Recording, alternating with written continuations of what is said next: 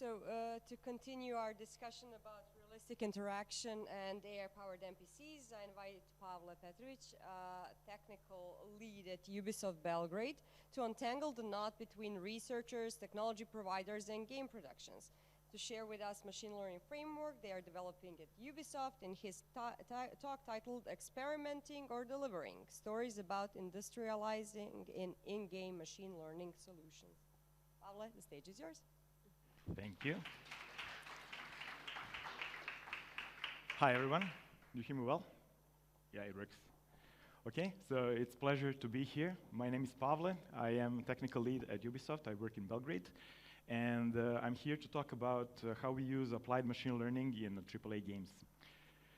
So I hope, since this is a gaming section, that everyone is aware of Ubisoft. I haven't prepared a slide, like a video, like Conrad did about EA in the very beginning.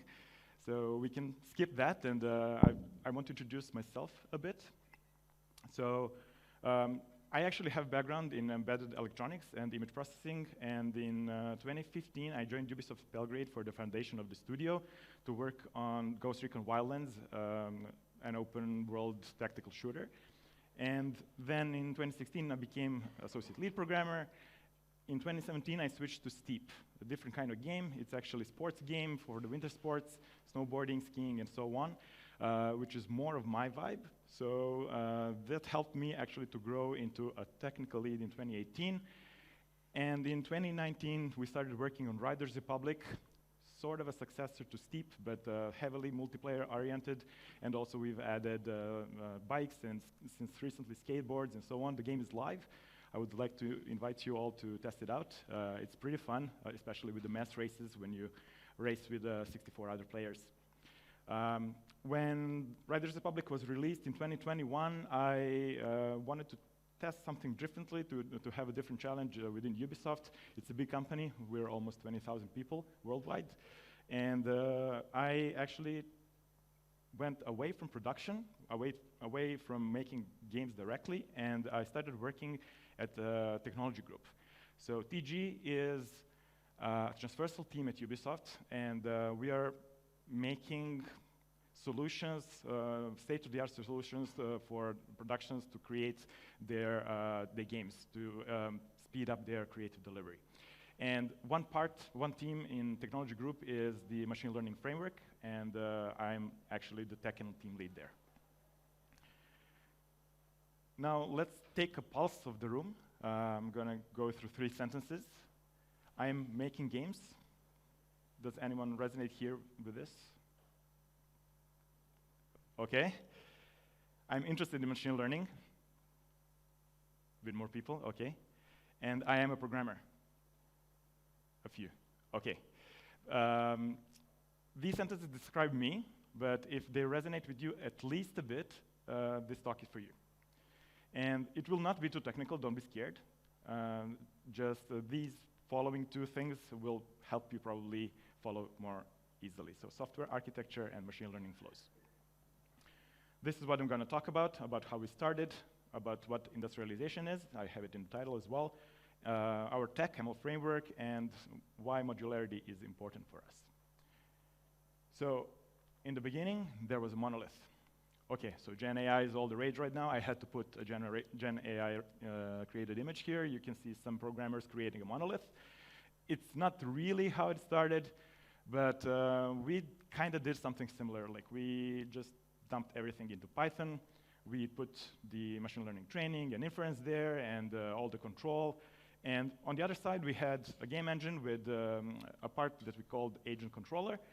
These 2 were communicating through sockets, where the agent controller was sending observations, and then the whole code, the whole logic was actually in Python, and it was responding with actions. So it would be on the agent controller to observe the world and just apply these actions onto an agent. But all the logic, so machine learning, inference, and understanding observations, and switching to actions, like all this code was actually done in Python. And this approach is really great for prototyping. So everything is in the hands of data scientists. They have full control of it. They know what they're doing in Python. They have a lot of frameworks they're using. it can be really fast, and they can see changes in the game immediately. But it is slow. So Python code cannot be compared to what our games can deliver in terms of performance. This communication between the game and the Python is slow through sockets. And as I said, the actions are being sent from Python back to the games, which means that the game needs to wait for these actions to arrive. They often do not in the right time, so there is lag. And this is the biggest hurdle, production adoption, because all this interesting code is now actually in Python, and the whole logic is there, yet we don't deliver this to the players. We deliver a C++ executable. So if we want to deliver this to the players, we actually need to port this behavior to the game engine. That's really tiresome. So we have to change now our approach. So today we have actually in-game inference. That's why we built the YAML framework. It's doing the heavy lifting of inferring and observation gathering and stuff like that. So it combines these, let's say, messages, data, and then sends episodes to the trainer. In Python, now we have only the training. And it will provide a model back, so the inference is happening inside the engine. And there's a thin layer of the agent controller that is just communicating with the YAML framework, but the YAML framework is the one that's doing all the heavy lifting.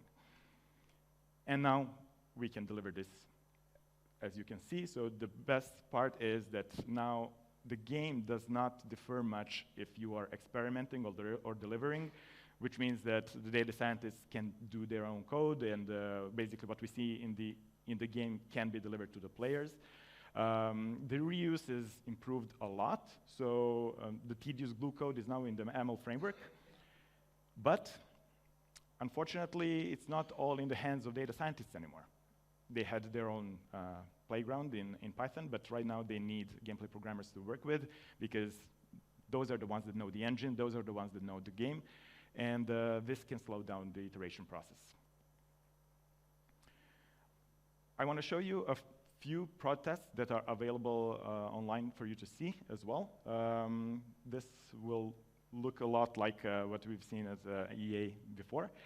So I want to show you the vehicle driving that we have tested in Watch Dogs. So you can see here the vehicle, which is an agent that used reinforcement learning to basically control the vehicle in terms of acceleration, braking, steering, and so on. It can understand where the road is. It can understand all the obstacles. And as you can see, it's doing a pretty good job at steering even at high speeds. So the idea was to reach the destination from the starting point and basically learn how to drive. Another example is character navigation in Hyperscape. So Hyperscape is a shooter. As you can see here, the agent learned to use jump pads to access high grounds. Not just jump pads. It's very interesting here that Hyperscape is a multiplayer game. There is no nav mesh, so there is no AI that can move around. Yet you can see a bot here actually moving around and exploiting all character abilities. It is able to double jump. It is able to use the jump pads. Actually, you will see very soon in this video that as it's jumping a lot, it actually learned that it's quicker to jump than to just run. So it's using that to reach the destination quicker. And it will use basically everything that's available so that it can go over buildings and whatever is the quickest way to reach the destination from the starting point. That's its goal. The third example are the bots fighting in For Honor game. So as you can see here, we try to use the reinforcement learning so that the bot can fight against another bot. So For Honor is live for years already, and there are bots that you can play with. But we wanted to see what machine learning can bring here. And we pretty quickly had a bot that was unbeatable. Not really fun. But what is fun is when, as a player, you can actually play against these few archetypes of bots, and you can understand pretty quickly what their weaknesses are, what their tactics are, and all that, because it's coded in a traditional way. Yet we can now use machine learning to mix those things and basically create new archetypes pretty quickly. and then it will be much more fun for the players to actually play against something which is not as predictable as you could see before. So overfitting. I'm now using a term in a different meaning. In data science, you know what overfitting means, to specialize too much for something, but it happened to us in terms of architecture. So as you can see, all our early examples were online reinforcement learning, which is pretty hard in terms of infrastructure. So you need to have the game up and running, you need to have the trainer up and running at the same time, they need to communicate, there are models that are being updated, everything happens online. For a production to run this, it's pretty heavy, so we helped them, and we made it easy to do difficult things.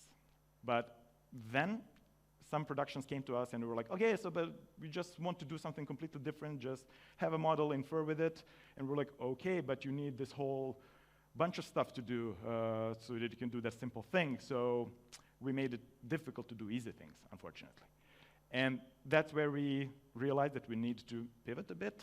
So we have a direction change where we want to make it accessible for programmers to just collect data and also just infer. Industrialization. So Oxford Dictionary defines industrialization as the process of developing industries in a country or an area. This does not fit what I'm talking about here at all. So at Ubisoft, the process of transforming research initiatives into production-ready solutions, that's what we call it, industrialization. Basically, researchers have some ideas, and we need to find a way to make them accessible to all productions, and that's industrialization. This is a cross-team effort. So on one side, we have the data scientists at Ubisoft LaForge. Ubisoft LaForge is our research department, and they are developing machine learning models.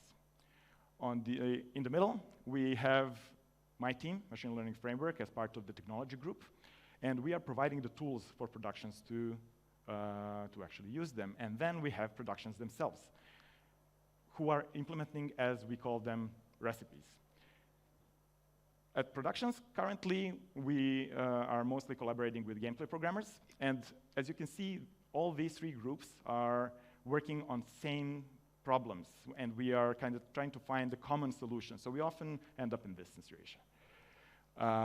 But maybe you've noticed there's an asterisk next to the gameplay programmers.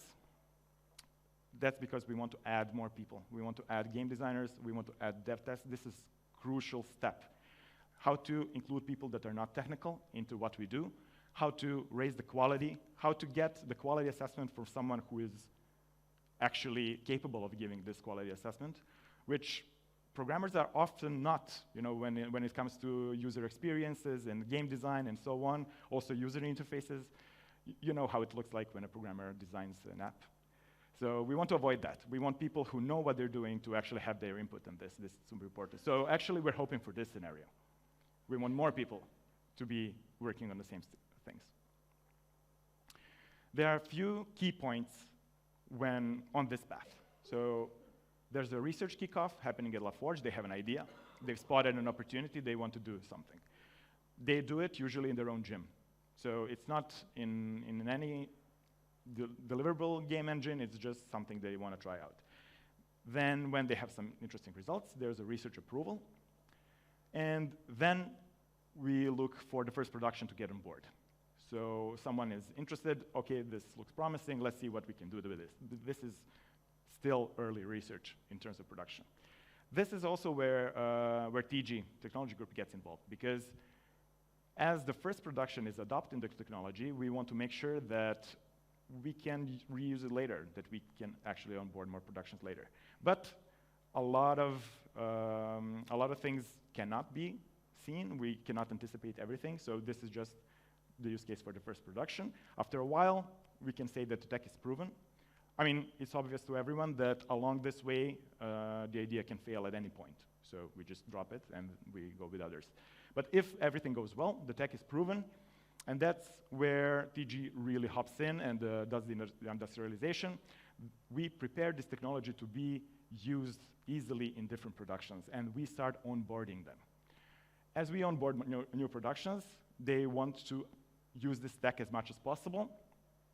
And of course, then we need to iterate because they have new problems, new ideas, new requirements, and so on.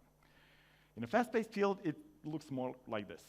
So we don't have enough room to navigate between, and we need to work much closer, and machine learning and data science is this type of field. So that's why currently at Ubisoft we actually have several productions included in very early prototypes. We are all kind of communicated together. We are building communities of practice, and basically we're looking for ways to deliver this on a larger scale early. So again, we're in this situation. A lot of people working on the same tech. Let's explain industrialization a bit more. So LaForge usually addresses a narrow angle. They spotted one opportunity, they start with that. And they're exploring one use case, and they're iterating fast on that. And then what happens? Production requires stability. So we invest in CI/CD, we invest in unit and auto tests, we make sure that the tech is stable, that it can be used, and that productions can contribute back to it. And that's actually the main point here. It's cross-production development.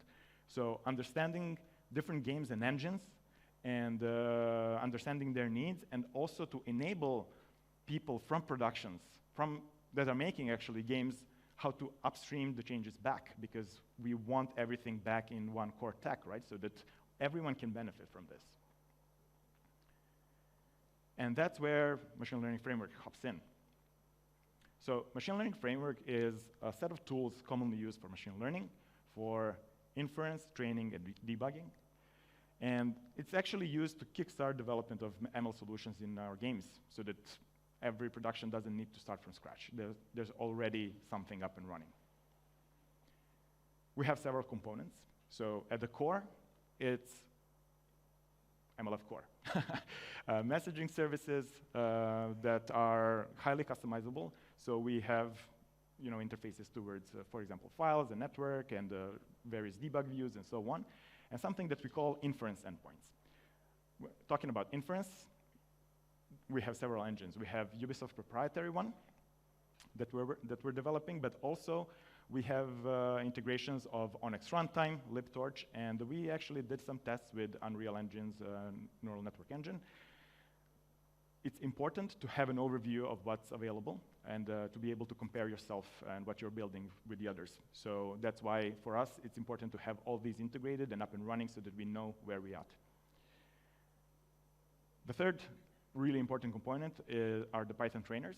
And it's basically a framework that we've built for the data scientists so they can plug in their algorithms easily into the whole pipeline and actually are able to test their stuff directly in their games.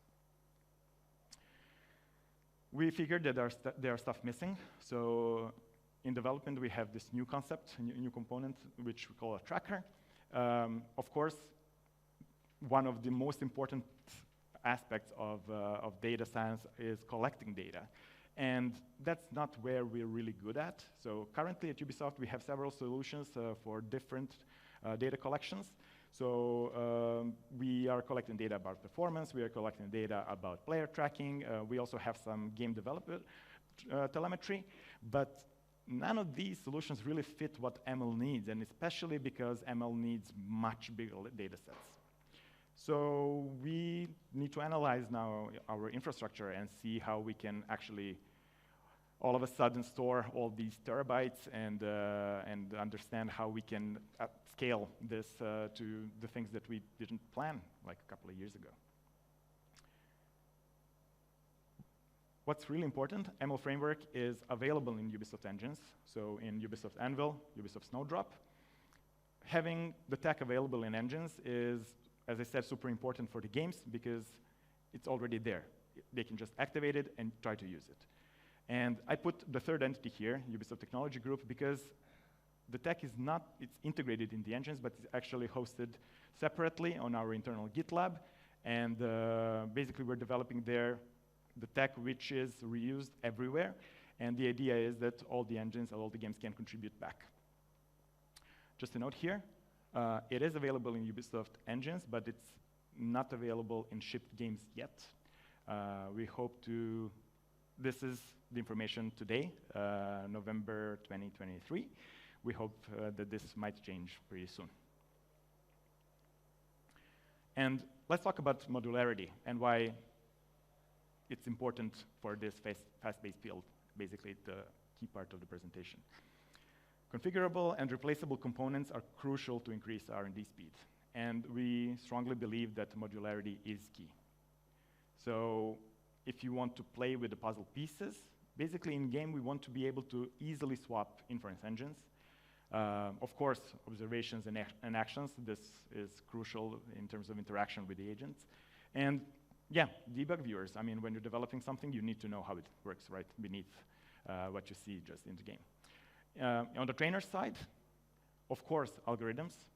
Easily swapping them is crucial for data scientists and testing their stuff, and not just swapping entire algorithms, but also just versions, delivering them to the different testers, and having this whole ecosystem.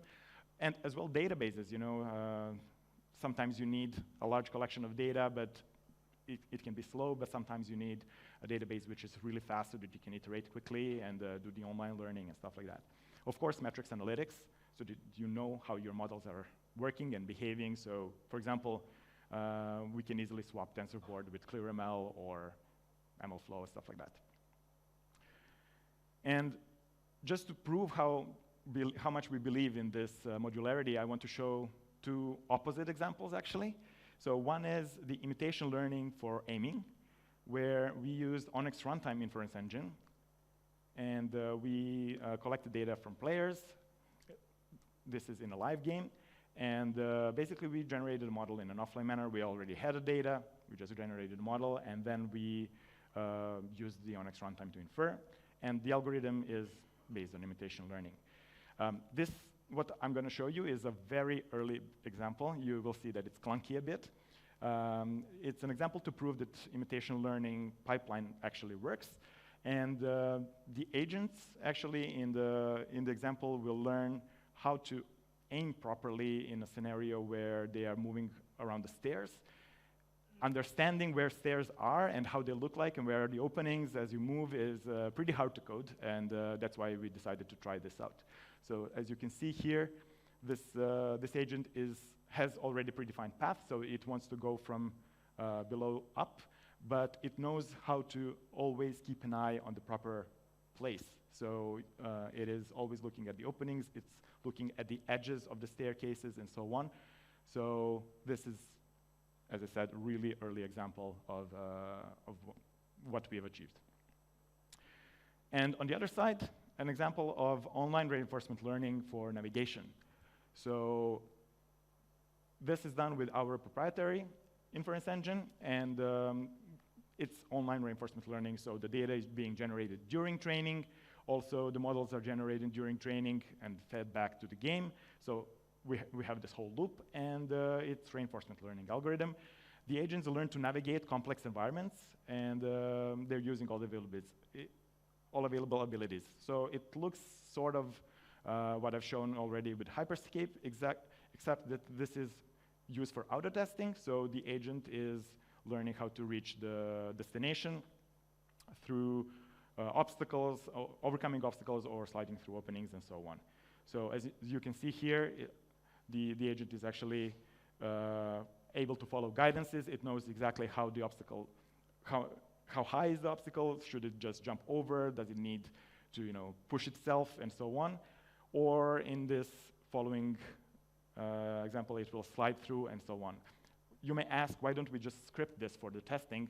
And the answer is parameters of 3Cs change a lot during development, and we don't want to change our scripts all the time for the timings and stuff like that. In this way, we can just retrain and have the agent perform the same thing. That's it from me. Thank you very much. If you have any questions, I'm glad to answer.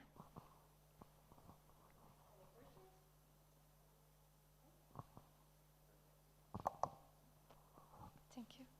Hi, Maria from FRVR. We have a game called Conquer. It's a shooting game, and we have a problem.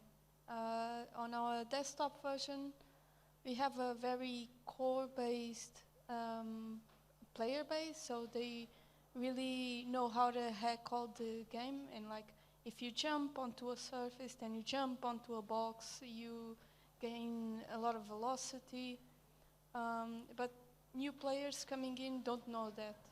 The bots are too dumb, but the players in the game are too knowledgeable. They play too well. So our problem is, how do we make this transition from a player that wants to join the game but goes into a server and either the bots are too easy or the players are too hard.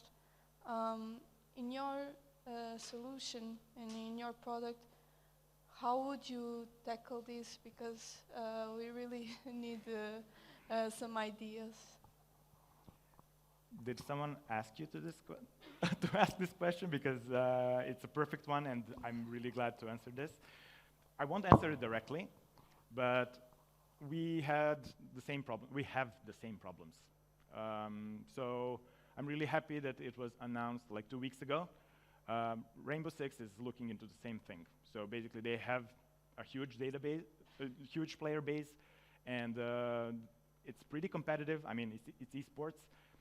In Rainbow Six, there are a lot of aspects of how you can be a good player, and especially for onboarding, there is a meta game that changes all the time, like in the map where you can, how you position yourself, also how you prepare your environment, so to receive the attack and so on. And they had the same problem. So the players that are really good, they knew what to do, and the new players, they were just not as good, and they were being shouted at, and they would stop playing and so on. As I said, 2 weeks ago, there was an announcement for the next year of Rainbow Six, and there's a mode called Versus AI.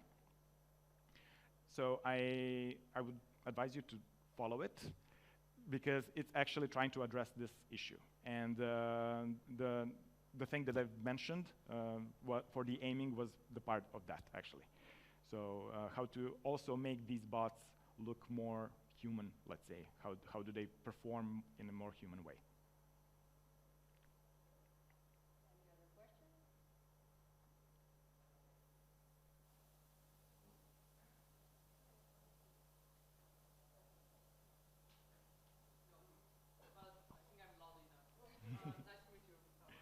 Nice to meet you.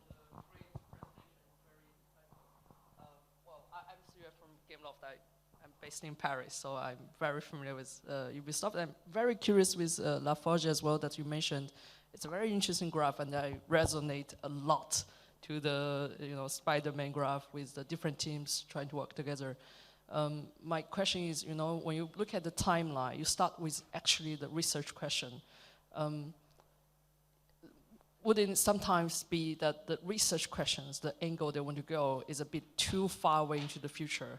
That for the production right now, for the creations right now, maybe they realize a bit late in the timeline, they cannot really make use of a very advanced component, like you also mentioned, and the previous conversation as well. So my question is, LaForge, do they have any product actually applied in production nowadays right now? I watched a lot of the videos. It's just really amazed. But I was also curious, like, do they have applications in Ubisoft games or not?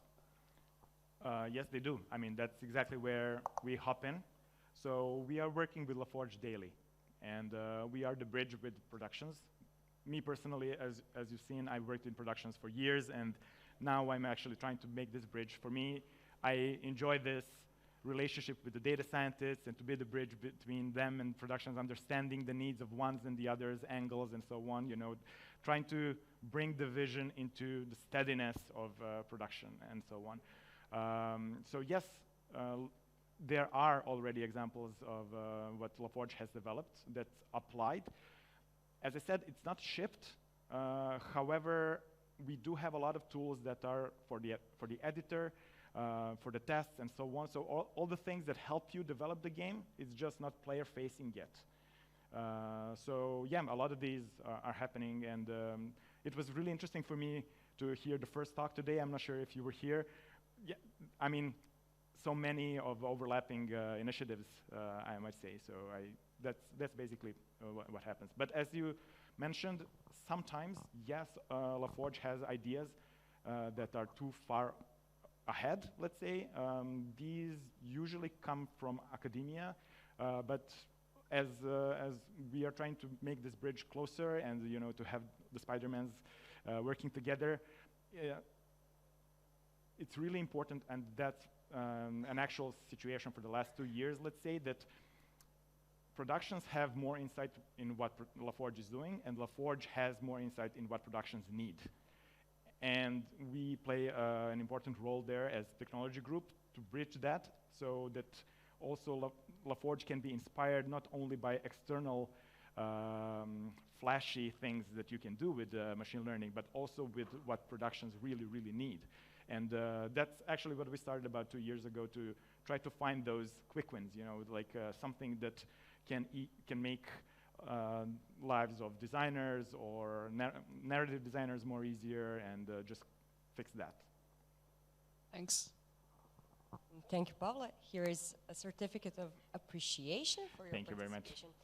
Well, Thanks a lot. we will